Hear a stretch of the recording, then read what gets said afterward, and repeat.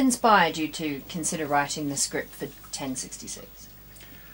Well, I was in Manila in my apartment back in 2000, and I just seen Line in Winter with Peter O'Toole and Catherine Hepburn. I thought, well, you know, Peter O'Toole's like one of my all-time heroes, and Catherine Hepburn as well. And I thought, what else could you write about historically? Because, I mean, English history is just littered with great stories. And I thought, well, hang on, how about 1066? It is the most important date in British history. It's one of the two most important dates in world history which affected man's social evolution, the other being Thermopylae. So I thought, okay, let's go away and look at this. And I went on to IMDb to see if there'd been any movies on 1066, and there was one made in the 80s by Eastern European country. I don't think it was a Czech movie or a Hungarian movie. So I thought, okay, that's great. Yeah, no one's really done this before. We'll get stuck into that, because normally I only take about 2 weeks to write a script. So I went and did some research, did some reading, and wrote my first script, which was 26 pages long, plus the battle scenes. And I thought, oh, this is a load of crap. What are you doing, Robin? You can't have the same approach as a contemporary script as you're going to. You can't have the same approach with a historical script as you do with a contemporary script. So I go, oh yeah, back to square one. So then I moved to Singapore, and I started doing some research. So and you go, well, you know, where can you find historical documentation about the time? So there's the Saxon Chronicles, of which there are 4 versions. There's 2 or 3 other ancient documents, and then so okay, let's write the script. So I wrote the script, and over a period of about 3 to 4 years, I got to version 12, and I thought, well, now we got something here. It's 132 pages long, which is about a minute a page, so that's a good 2 hours and a bit. Now we're getting into something, and then I thought, well, you know, there's just one problem. A lot of the main characters, okay, you know, William, okay, you know, Matilda, there's a lot written about them, and then I need more other characters. So I thought, okay, we've got to go back and do some research. And I came across Helen Hollick's book, Harold the King. So I ordered it from Amazon, and I read it, and I thought, okay, Helen's got stuff in her book that I need to bring to the movie. Very good characterization, a lot of the minor characters that are important. I can't just have an historical movie with just the 2 or 3 top guys and they're just arguing and fighting, whatever. That's not what it's about. So then I emailed Helen and said, okay, Helen, you know, I'm doing this movie, I want to steal stuff from your book. And she said, well, okay, all right. I said, thank you. So then went and rewrote, and she has some very, very good characterizations that I just didn't have in the script. So I did a rewrite, and I thought, okay, now I've got something that's worthwhile. And then I came over here, and I said, okay, here's the script, Helen, and then she sort of took 2 or 3 scenes out, hacked this out there, introduced some stuff there, gave it back to me, and then I said, okay, scratch it. But the great thing about that is that in her book, she didn't have any reference to Tyrrell, which is the small character in the Bear Tapestry. And I hadn't put it in the script. And she said, well, you know, Marty Clever, who's a Pirates of the Caribbean, which she knew through someone, and I said, yeah, he would be great for this role. So then we gave a character to William who he can bounce off, and he's got some really great lines, Tyrrell. I mean, he's sort of the, I don't know, sort of the I wouldn't call it the ingenue, we can bounce off ideas and characters, and he's all comes back with a smart quip and a wisecrack. Mm-hmm. So we introduced that character, and we contacted Marty and said, you know, do you want to do the part? And he said, yes, okay, great. So we had that in. So then we had a script by about 2008, halfway through 2008, that I said, okay, that's enough. We're not going to do any more rewrites now. Mm-hmm.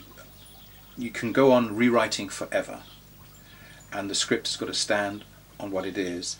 And if you get people involved, other producers involved, who really are experienced in the film industry, they'll know, yes, okay, you know, we're going to have to do some rewrites when you find the locations, when you do the rehearsals with the actors. So I then got Ted Kotcheff involved, who was the director of Rambo, and he's now producing Law and Order Special Victims Unit. And he read the script, and he phoned me up and he said, Robin, lovely script, great words, a little long. I said, well, you know, we've got the DVD to get out and people always want the extra bits and stuff. He said, yeah, I understand that. He says, but don't mess with it, it's great. This is, I haven't seen this in like 20 years. So when you originally wrote it before you'd read Hallin's book about Harold the King, did you just kind of have it all about William? No, no, it wasn't, because the Saxon Chronicles go before William. So we actually start the movie on the death of King Canute. And you really have to understand that this movie is about Harold Godwin, Earl Godwin, Edward the Confessor, Queen Emma. It's really the Sopranos in 1066, or before that actually, leading up to 1066. Okay, it's set back there. It's about sibling rivalry, it's about treachery, deceit, money, position, and that's all happening in England. And then you've got this guy in Normandy who goes, well, actually, you know, he's been pretty ruthless. He's got to the top of his game there, and he wants to expand. So you've got two stories going on, and then further down in the story, you've got then Hardrada, the Scandinavian king, who wants to come over here and get a piece of the action as well. So you've got three things going on at the same time, and that's the whole plot, and it's so much more than what you get at school. I mean, you know, hello, 1066, arrow in the eye, and that was about all my English teacher, Mr. Betts, taught me. And I go, well, okay, it's actually a lot more than that. So 1066 is obviously one of the best well-known dates in history. Do you think that most people don't actually realise the significance of what happened that year? It depends on what age they are. I mean, I've been in Asia for 25 years, and I've come back here, and I'm meeting people who are under the age of 40 who have obviously, I don't know what's happened to the educational system here, but they don't have a clue of how important it is. It's an importance worldwide because what the Normans introduced about no one being above the law, property law. I mean, I had an email in from a professor in America teaching property law, and he said, you know, this movie's got to be made. People don't realise that the American property law is based on English property law, which comes down handed by the Normans. I'm going, okay, thanks for that input. I didn't realise that. Give me the money and I'll do it. Yeah, exactly. So, yeah, it's difficult to explain to people. My take on it, and I'm not a historian, but my take on it is, if the Normans hadn't won, I don't know whether there would be in America speaking English. It would probably be Dutch, German, Spanish, French, probably 5, 6, 7 countries, maybe more, who knows. Harold may have gone over, had he beaten William, he may well have gone over to Scandinavia and taken over what was left of Hardrada's kingdom or whatever, I don't know.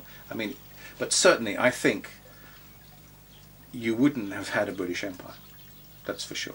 Not in anywhere near shape or form that it was. And a lot of that comes down whether you like the Normans or not. I mean, what they introduced. And of course, the great thing about Britain is that Normans came, invaded, but we don't really speak French. We speak a lot of French words in the English language. Our language has evolved, and they assimilated into Anglo-Saxon culture. And even though the Normans are here, most Brits still regard themselves as Anglo-Saxons, even though there's a Norman heritage there. That's sort of been sucked out and wiped out, and we're still Anglo-Saxons. So people who watch the movie should be able to then accurately describe what happened. Well, we've tried to be as historically accurate as possible, given that how much documentation do we have to get a hold of? And also, we are a movie. At the end of the day, I want someone to be entertained. I mean, it's going to be a long movie. I want you to come out and go, wow, that was really good. I really liked that character. Wasn't he a real bummer? Oh, she was a bit crafty. I mean, you've got some great characters like Queen Emma, who was really ruthless. I mean, she was a good-looking woman, and she was ruthless. I mean, talk about Dynasty, you know. Joan Collins' character in Dynasty. Well, this is the same character nearly 1,000 years ago.